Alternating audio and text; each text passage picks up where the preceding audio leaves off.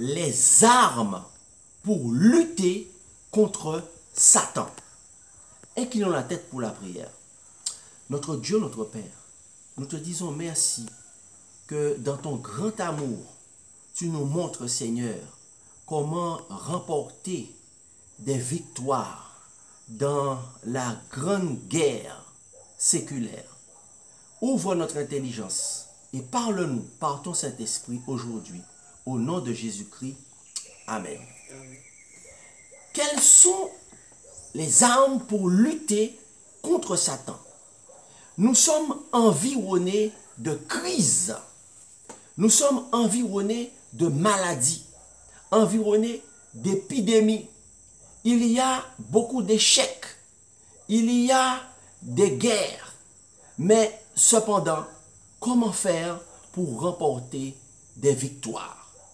Eh bien, pour remporter la victoire, il faut connaître quelles sont les armes pour lutter contre Satan. Si on ne connaît pas ces armes, eh bien, c'est la défaite certaine. C'est l'échec assuré. Il y aura des échecs, il y aura des maladies, il y aura des infirmités et malheureusement même des morts. Et encore pire, la mort spirituelle, la mort éternelle. Donc, quelles sont ces armes indispensables pour pouvoir lutter contre le plus grand ennemi de l'humanité, qui n'est pas l'homme, mais qui est Satan? Voilà un sujet d'une extrême importance, une question de vie ou de mort. Alors, la réponse se trouve, nous allons voir deux premières armes indispensables pour remporter la victoire contre Satan. Nous les trouvons dans Apocalypse, le livre de la Révélation, au chapitre 14 et au verset 12. C'est ici la persévérance des saints qui gardent, première arme, les commandements de Dieu et la foi de Jésus. Et je dis amen à cela. Les deux premières armes indispensables pour remporter la victoire contre Satan sont les commandements de Dieu et la foi de Jésus. Alléluia. Pour être un soldat de Christ et remporter la victoire sur Satan et avoir la fameuse couronne de justice dont l'apôtre Paul a parlé, il faut avoir ces deux armes extrêmement puissantes qui sont données par le Saint-Esprit. En réalité, ce sont les commandements de Dieu et la foi de Jésus. Nous lisons dans le livre d'Éphésiens, Éphésiens au chapitre 5, Éphésiens au chapitre 6 et au verset 16. Prenez donc par-dessus tout le bouclier de la foi, avec lequel vous pourrez éteindre tous les traits enflammés du malin. Donc par conséquent, il n'y a que le Saint-Esprit qui puisse nous donner la foi de Jésus. Alléluia. Et qui puisse nous donner le bouclier de la foi avec lequel nous pourrons éteindre les traits enflammés du malin. Alléluia. Donc, sans le Saint-Esprit qui nous donne le bouclier de la foi, il est totalement impossible de lutter contre Satan. Sans le Saint-Esprit, il est impossible d'obtenir la victoire dans nos combats et dans nos guerres contre Satan. Parce qu'il n'y a que le Saint-Esprit qui soit capable de nous donner le bouclier de la foi ou la foi de Jésus. En réalité, qui sont ceux qui possèdent ces deux armes? Alors ça, c'est une question importante. Qui sur Terre, parmi la population mondiale, sont ceux qui possèdent ces deux armes, c'est-à-dire les commandements de Dieu et la foi de Jésus? La parole de Dieu nous dit dans Apocalypse chapitre 14, verset 12, qu'il y a une seule catégorie de personnes qui possèdent ces deux armes. Une seule catégorie, ce sont les saints. C'est ici la persévérance des saints qui gardent les commandements de Dieu et qui ont la foi de Jésus. Et je dis amen à cela. Ce sont seulement les saints qui possèdent ces deux armes. Donc nous comprenons maintenant pourquoi la sanctification est extrêmement importante pour les êtres humains.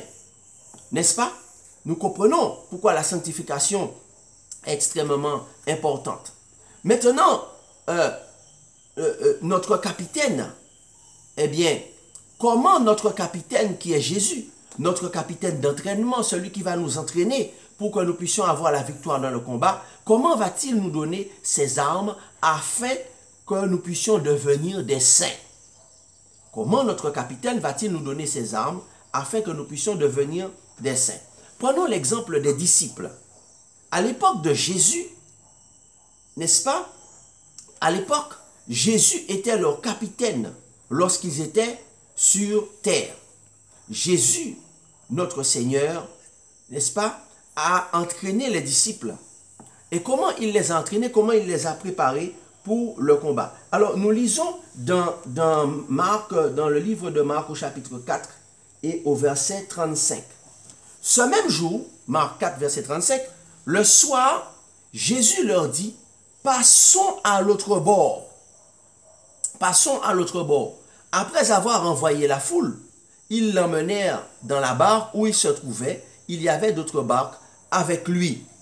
Eh bien, pour que Jésus puisse faire de nous des saints ou des disciples, la première chose qui vont remporter la victoire dans les guerres contre Satan, Satan qui provoque des guerres, eh bien, on doit passer à l'autre bord. Qu'est-ce que ça veut dire? Cela veut dire qu'on doit sortir du milieu de la foule pour devenir un saint. C'est ce que signifie le mot saint dans le mot grec biblique qui signifie être mis à part. N'est-ce pas? Ou le mot église, ecclésia, qui signifie appeler à sortir de. Sortir d'où pour aller où? Sortir de la foule pour devenir un saint. Sortir de la foule pour devenir un disciple. On voit bien que ce n'est pas une question de religion là, mais c'est une question de relation avec Dieu. Donc, ici, Jésus dit aux disciples, Jésus leur dit, eh bien, il faut qu'on puisse passer à l'autre bord. Jésus s'est adressé à la foule pendant une bonne partie de la journée, mais maintenant, pour que je puisse vous entraîner et que vous puissiez devenir des soldats qui vont remporter la victoire contre Satan, vous devez sortir de la foule. Passons à l'autre bord. Être retiré de la foule et passer à l'autre bord. Le capitaine voulait montrer aux disciples ce qu'est la foi de Jésus. Voulait leur donner une leçon pour leur montrer ce qu'est la foi de Jésus. Qu'est-ce que c'est que la foi de Jésus? Puisque nous avons compris, d'après Apocalypse 14, verset 12, que c'est la foi de Jésus est l'une des armes indispensables pour lutter contre Satan. Qu'est-ce que la foi de Jésus? La foi de Jésus, c'est la foi que Jésus avait en son Père. Alléluia, gloire à Dieu. La foi de Jésus, c'est posséder la même foi que Jésus avait à l'époque dans son Père. Qui peut posséder la foi de Jésus aujourd'hui? Seuls ceux qui sont remplis du Saint-Esprit. Je dis gloire à Dieu. Possèdent cette foi. Seuls ceux qui sont remplis du Saint-Esprit possèdent cette foi. Car c'est le Saint-Esprit seulement qui peut donner le fruit de l'Esprit. À l'époque, seul Jésus avait ce fruit, car il était, après son baptême, rempli du Saint-Esprit. C'est pour cela qu'il a marché sur l'eau. C'est pour cela qu'il a ressuscité des morts. Et c'est pour cela qu'il a chassé des démons. Donc, les disciples n'avaient pas encore reçu la plénitude du Saint-Esprit pour avoir cette foi. Donc, Jésus, en les faisant monter dans la barque, voulait leur faire une démonstration de ce que signifie avoir la foi de Jésus qui peut calmer n'importe quelle tempête, puisque Jésus était le capitaine. Marc chapitre 4 et le verset 36. Après avoir renvoyé la foule, ils l'emmenèrent dans la barque où il se trouvait. Il s'éleva un grand tourbillon et les flots se jetaient dans la barque au point qu'elle se remplissait déjà. Il y a eu une tempête qui s'est levée sur la mer de Galilée. Et il y a eu beaucoup de vent, il y a eu des vagues. Et ensuite, eh bien, de l'eau a commencé à rentrer dans les vagues. De l'eau a commencé à rentrer dans la barque. Et le bateau était en difficulté. Au verset 38, et lui, il dormait à la poupe sur le coussin. Ils le réveillèrent et lui dirent, « Maître, ne t'inquiètes-tu pas de ce que nous périssons? Maître, ne t'inquiètes-tu pas? Les flots sont en train d'être remplis, la barque est en train d'être remplie par la mer. Il y a une tempête qui s'est levée. La barque est secouée de bâbord à tribord. Il y a du vent. Il y a la tempête. Nous avons l'impression que nous allons couler. Nous ne voyons pas d'issue. Nous nous sentons en danger de mort. Et toi, tu dors. Comment est-ce possible? Les disciples ont commencé à faire des reproches à Jésus. Et à ce moment-là, c'est pour cela que de l'eau a commencé à remplir la barque. Et les disciples ont commencé à crier, « Au secours, aïe, oh mon Dieu, nous allons périr !» Car ils avaient peur, n'est-ce pas? Ils ont oublié que le capitaine était dans la barque.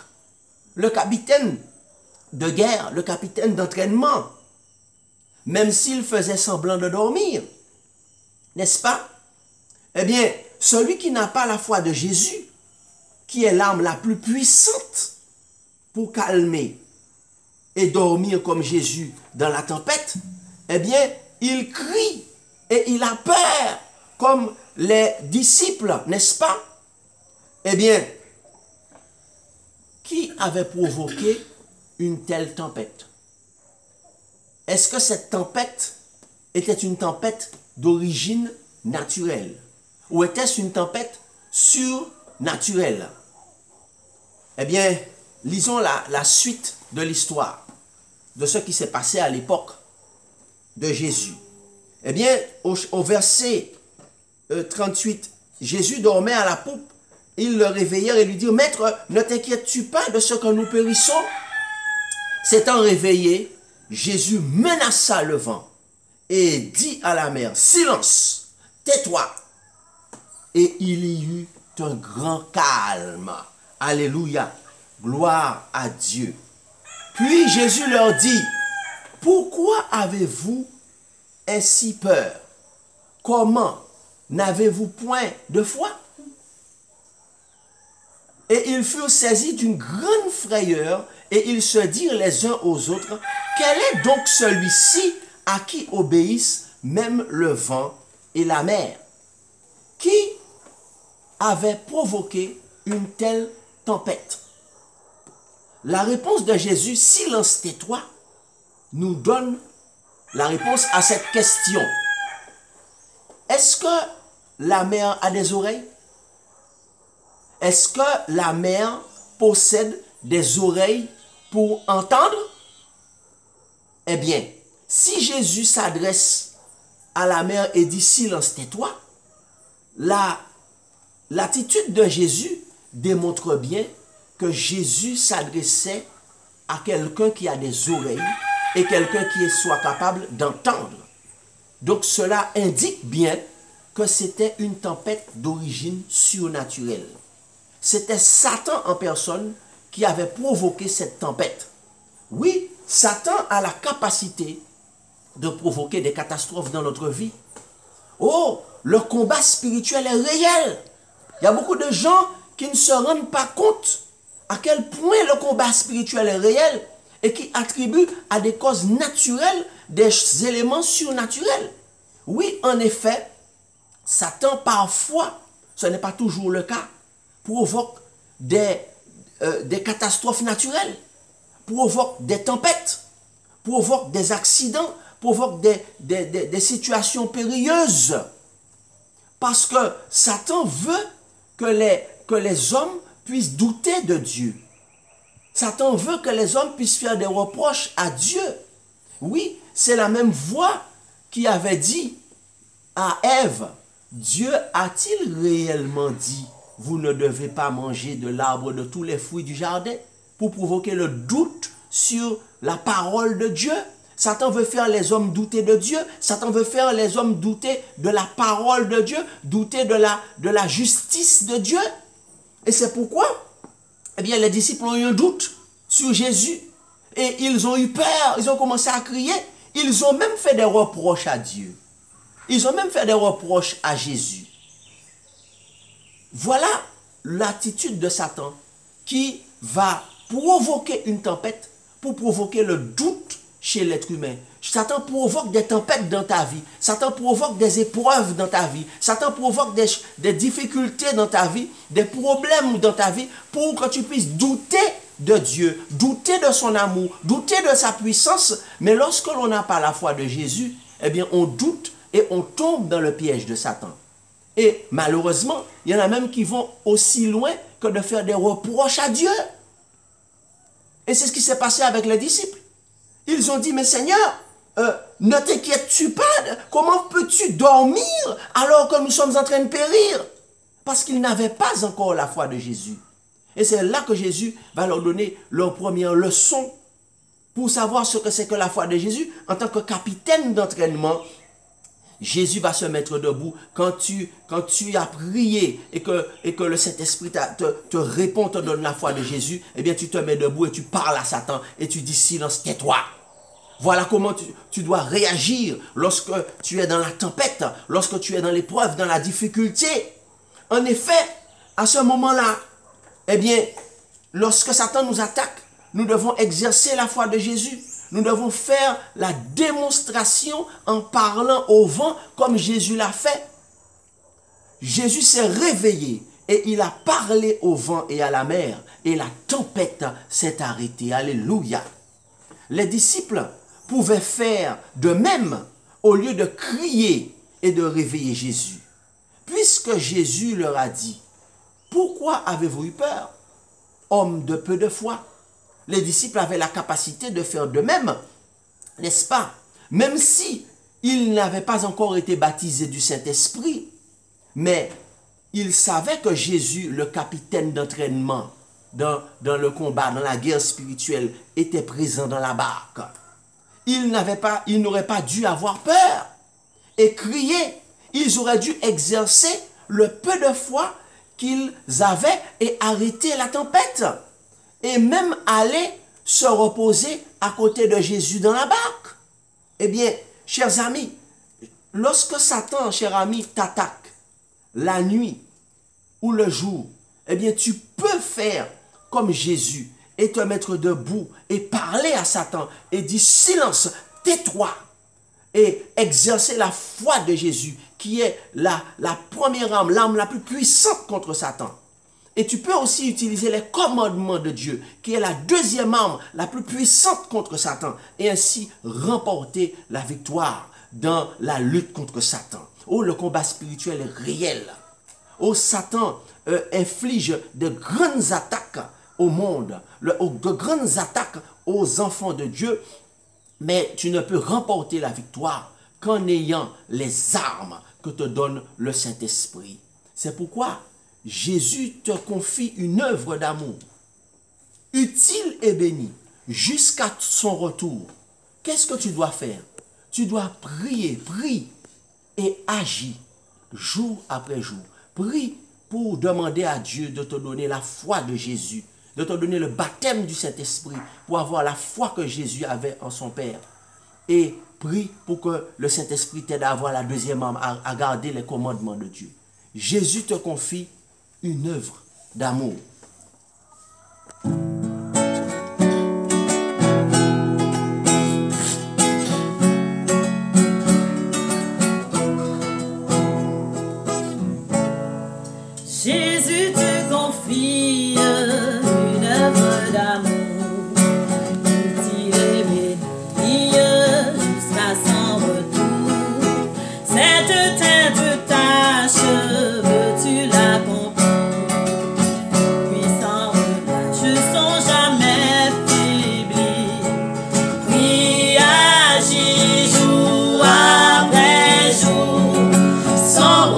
suis ton sauveur avec amour.